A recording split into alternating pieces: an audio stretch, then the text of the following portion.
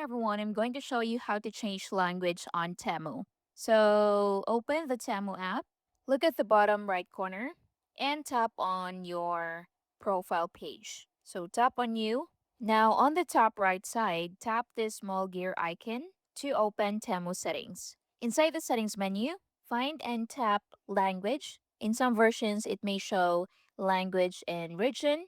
So Temu officially allows users to change app display language here. So tap on language. So you'll now see a list of available language such as English, Espanol, etc. So tap the language you want to use.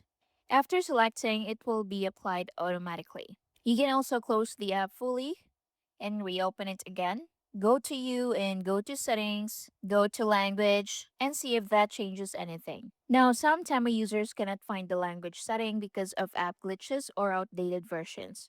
So you can update the Temu app. So close Temu app and go to App Store or Play Store. Use the search bar and type in Temu. Now open it.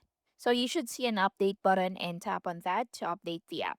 And once done, click on open again and see if that works. So again, you need to go to you at the bottom. Click on the gear icon at the top right beside the headphone icon. Click on language and choose your language.